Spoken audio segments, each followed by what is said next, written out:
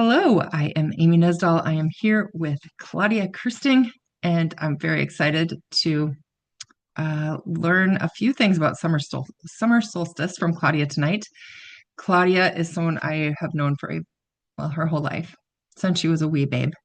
And we got reconnected in the last few years. And I will say that over the last few years, I have watched Claudia just become herself. I have watched her become comfortable in her skin and become the person she just really is. And it's been awesome to watch. And one of the things that she's been practicing for many years um, is sort of pagan rituals and ways to celebrate things like summer solstice. And so she is going to bless us with her knowledge tonight. So I will unmute you, or you can unmute you, and then I will mute myself and take it away. All right. Thank you. I'm Claudia, and I wanted to talk tonight about summer solstice and also just kind of the celebration of it's called Litha, which is a more of a pagan practice, like a modern day pagan practice of the season of summer.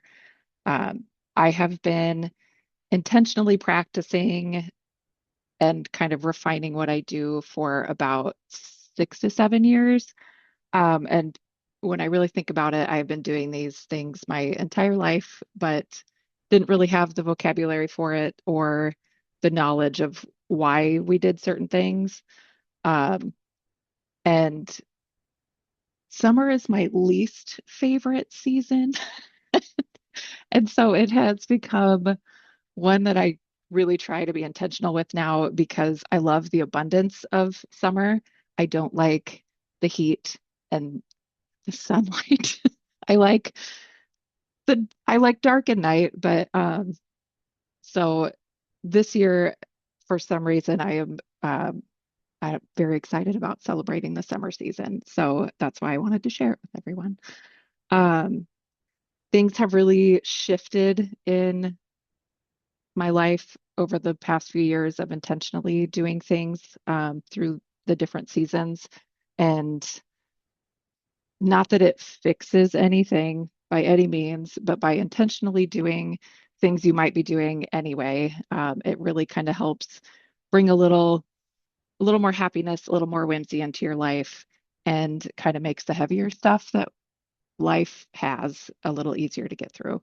Um, so, what is the solstice? I always thought everybody knew because I've always celebrated it, but I have recently learned that not everyone does.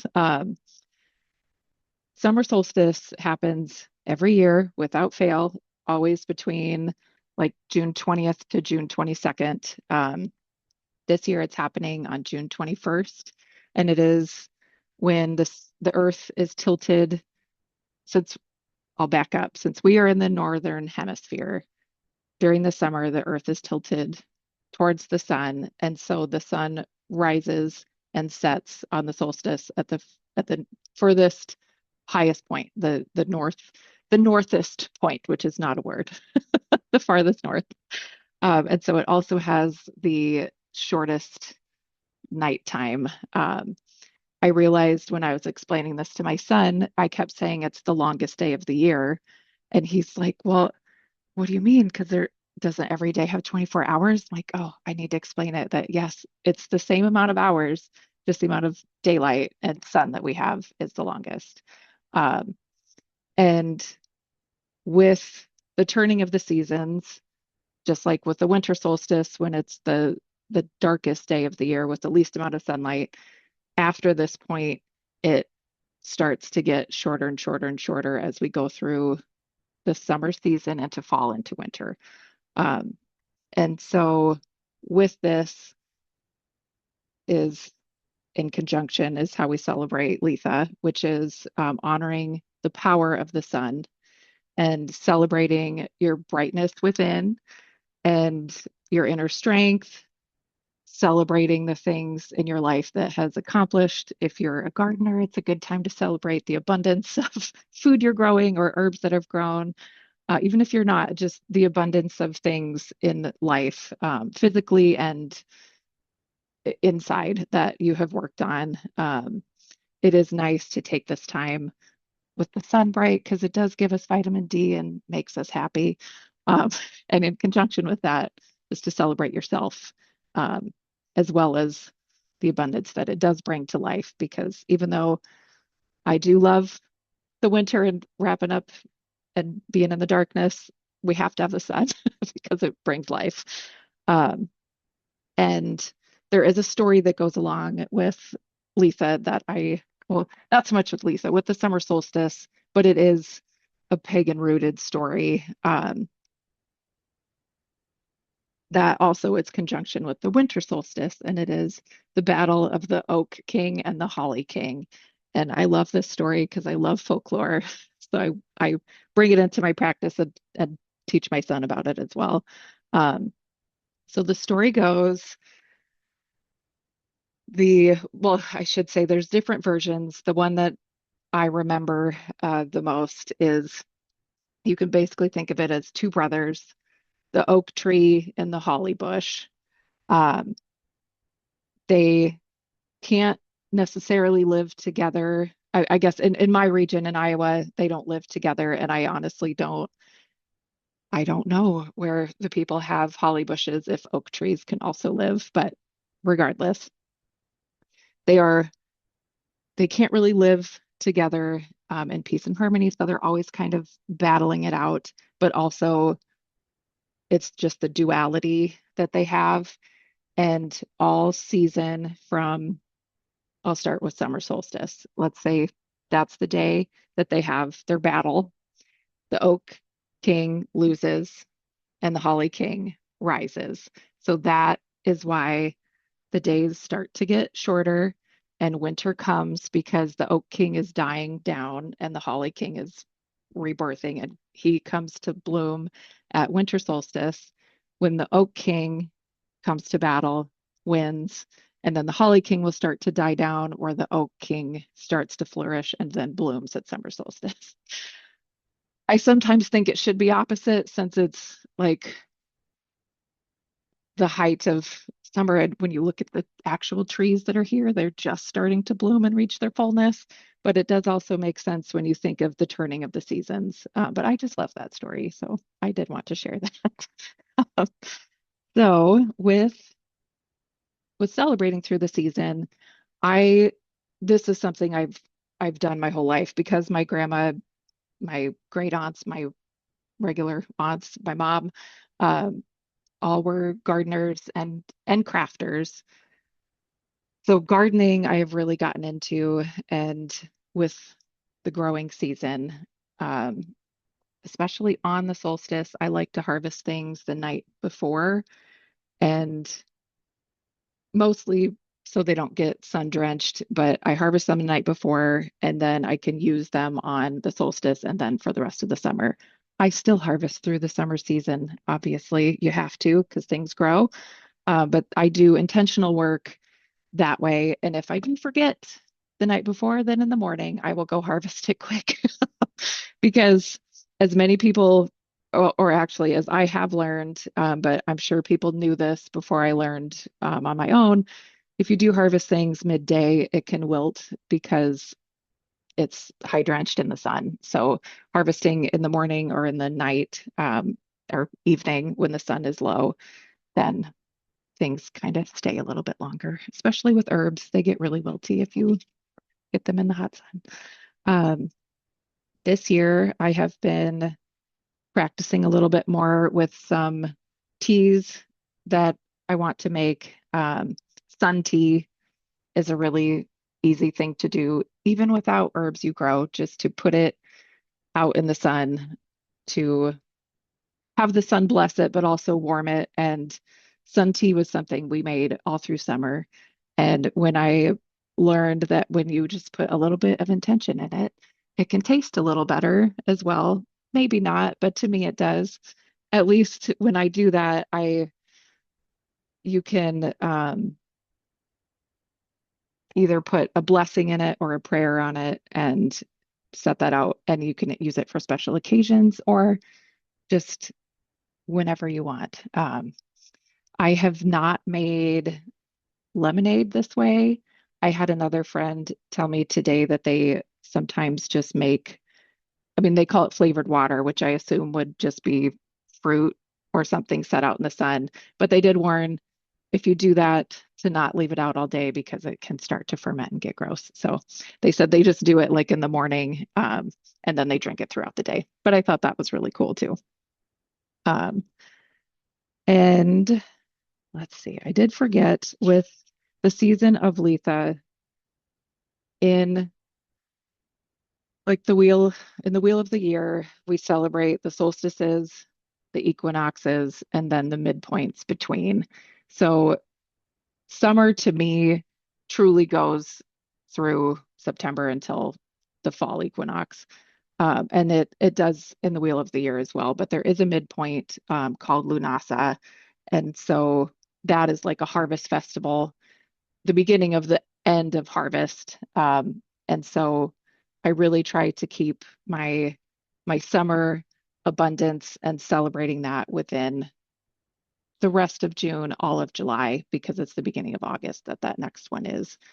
And to me, when I do also have kind of a date in mind, it helps me really focus and hone in on those days to make sure that I kind of keep everything condensed. And if I do forget, I know it's just fine because life happens. And then if I need to get into that first part of fall and ending of summer part, it's totally fine. I can thank the sun for what it did for me and just move forward into the next season. Um, so, an easy thing anyone really can do, whether or not you practice earth based religions or not, because I will tell you, I come from a very Christian family. And my mom has altars all over the house. She doesn't call them altars, but they are. And she changes them with the season. She adds trinkets to them, either cool rocks she finds, feathers, flowers she'll pick. There was always one in the kitchen, I remember, that we would just kind of add to. And if we found things, we would just add to it. And that is something I feel anyone can do, no matter what you decide to put on it. Um, my son really likes this because he's a collector of many many things outdoors. But it can also just be a set, um, even decor, just like seasonal decor that you like prominently displayed, or buy yourself a bouquet of flowers, and that can be just a way to not only celebrate yourself, but just have a reminder in your home of, okay, this is like an abundant part of the year. I have been blessed in certain ways, even if you're going through a hard season in life. If there can be something even as simple as like I woke up today and I'm breathing and that is it. Then if you have an altar that you pass, you don't have to technically go to it and pay attention to it every day. But if it's at least there in eyesight somewhere in your home, it's a really easy way to just stay connected with the season. And the reason I like to kind of change things through it is because if you do have either flowers you picked or whatnot, some of them, if you don't pay attention, can either rot or dry.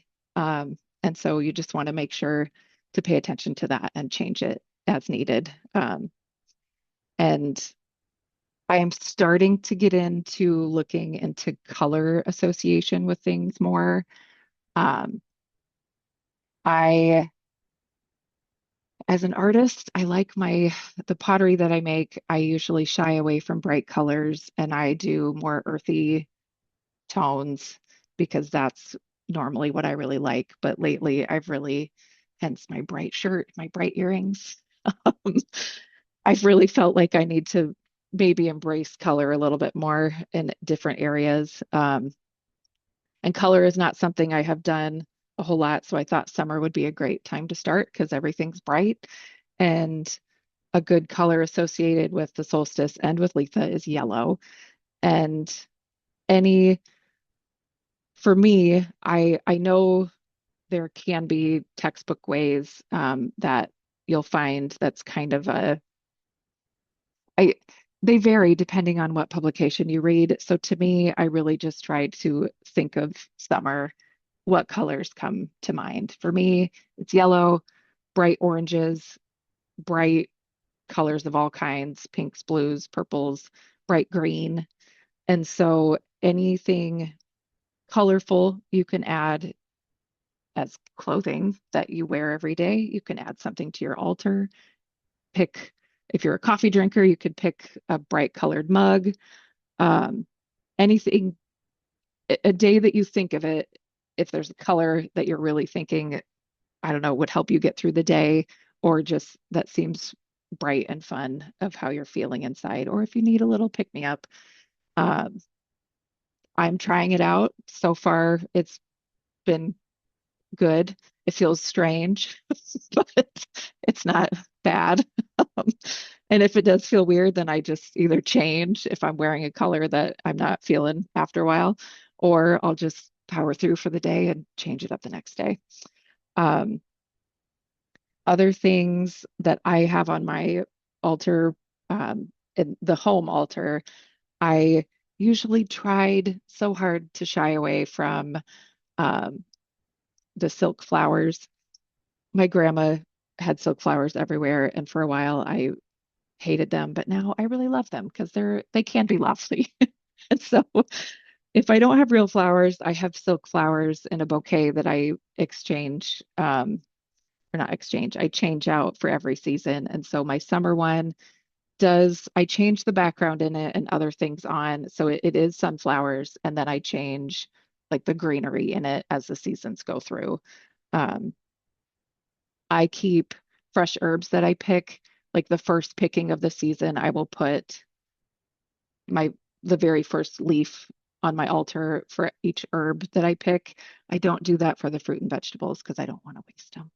Um, but um, I have a little ceramic worm that my grandma had in a flower pot that I put on my summer altar. And then after summer, it goes back in a flower pot in my house. I am starting, I started working with crystals years and years ago when I thought I had to. And then I wasn't really feeling like I was understanding what they were all for. So I put them all away for a while, and I am now starting to get them out again and working with them. And I have another friend that crystals are her thing. She really suggested, because I asked her if I know what I felt for crystals for summer was more like sunstone, just because like the sun's in the name, and a yellow one like citrine. She recommended carnelian. Um, and then I think peridot is another one that she mentioned. But that is something we can explore together. Or if you do and you have ideas, send them my way. But I have a big carnelian flame that I had bought just because I thought it looked cool, and it felt tingly when I held it. And then when I started to think of things for my summer altar this year, I was like, oh, I'm going to put that out because summer can also be everything seems to be like a fire festival with the Wheel of the Year celebrations. But I thought that was a good one. So I'm adding that as well. And I, at this house, I don't have a fire pit, or a fireplace would be too hot inside.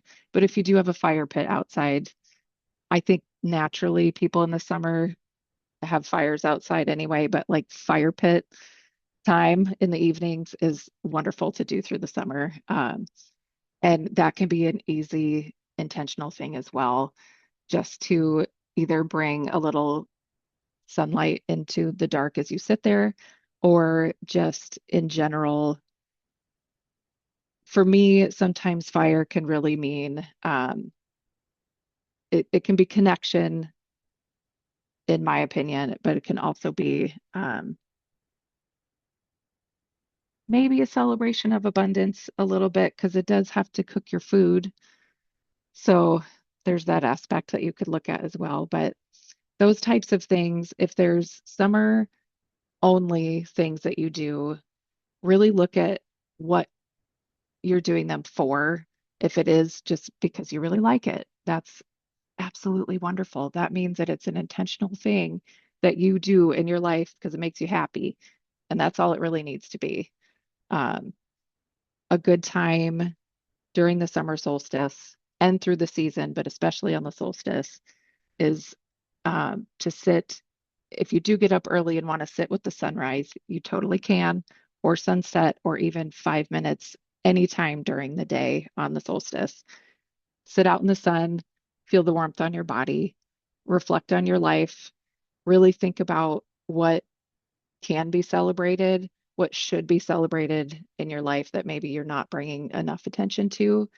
And if there are things that come up that maybe need a little more work, bring that to light as well and celebrate the intention of working on those through the summer into fall and seeing if those can either be a little lighter or some sort of resolve can be figured out through the summer season. And the, I have a bunch of random things people could do as well, just for ideas. A lot of mine at the moment revolve kid-friendly activities because my son really loves to do e- everything that I'm doing. And some of these can be really easy as well. Flower crowns is my favorite thing. Which I know a lot of people treat their yards now, so there's not abundance of dandelions around, but I used to sit in my grandma's yard and make a dandelion crown. Or if we didn't have enough for a crown, we would do like a dandelion bracelet. Um, any flower that you are okay or willing to get rid of enough to make a little crown, or buy silk flowers and make yourself a flower crown if you want to. Um, we like to do a bunch of salts and sugars at our house with the herbs that we grow. We can, there's a couple different ways you can blend those together. We're really experimenting this year a lot. My son's not exactly trying them, but he loves to make them. So we've been doing different blends. I am going to try out making salves and lotions this year. We do a lot of infused oils. Um, there was a point of like probably a decade ago, my husband and I realized that we were buying a lot of flavored oils and, like rosemary flavored oil. Like, I think we can just make this because I'm pretty sure it's just rosemary and oil. And so I looked up a couple things like, yep, that's all it is. So we just started playing with those as well. It always seemed really hard, but it's really not once you start and kind of get going, trial and error. Um, oh, another thing through the summer season, really think of anything solar infused that you could intentionally even eat as breakfast, lunch, dinner. Strawberries, tomatoes, squash, cucumbers, anything that needs, which it's most of our food needs the sunlight to grow. But when you think of what either you have in your garden or the farmers outside, that they really need the summer sun to grow and it just sits in the sun to get all of their, I don't know, their growth. That is a really newer way that it kind of clicked one day of like, oh, a carrot is more to me like a fall thing because it grows underground. It doesn't have sunlight that helps it grow. It has sunlight through warming the dirt, but it does not have sunlight touching its skin. So when I think of solar infused food that will just help bring that summer energy, it's any food that grows that the sun touches to help it grow, the actual fruit that you eat. Oh, and scent pouches. That's a new thing my son wanted to make this year was to dry herbs and put them in little pouches for I think they're called like sachets or okay. Like I used to call them sachets, but like I don't think that's right. That's another easy thing. And if you sew bonus, you can just like sew the little bag that it goes in. And if not, that's okay too. You can just buy little bags, the cinch bags. It's totally fine. Um, so that, yeah, that I mean, there's so much more that I do, but that kind of in a long nutshell is is how I feel solstice and Litha can be celebrated just as intentionally as you can to kind of, I don't know, make the summer a little happier for, especially for those that don't really like summer, which is me. So, Well, I appreciate this so much. I think that one of the things I want to point out is like your care of making sure that everything that you're speaking, you're saying it doesn't have to be perfect and it doesn't have to, there are tons of ways to do things or read about things or whatever. And so with just whatever resonates with you. And mhm, that's awesome because that makes it your practice rather than yeah, somebody else's. So, well, those were great tips and great information. I learned a lot. Thank you. you're welcome. So, I know this is we didn't talk about this before, but I'm just gonna say, where would you like if people want to follow you, like on social media, where would that be? Oh, that would be, I was going to start adding this to my, I mean, it's basically my artist page, which is the Hmm. speckled cloud. Right Okay. now, I only have Instagram, but I'm going to be making a Facebook page. It's a goal of mine for the summer solstice to work Okay. on this summer. It I know it won't take me very long, so I was hoping to have it done by the end of June. But I Okay. mean, I think now Instagram and Facebook are connected, and so Right. I don't know. Exactly. Once it gets on, I think it'll be easier. Okay. All right. The speckled cloud, and I will post that on my information too, so that everybody can see it. Well, Yeah, thanks, Claudia. Anything yeah. else? I don't. If you have any questions, I'd be happy to answer if I can. But yeah, Okay. that Awesome. was all. All right. I thank you very much for coming. We'll see you. We'll do this again sometime. Something else. Yeah, Okay. thank you. All right. Bye. Bye.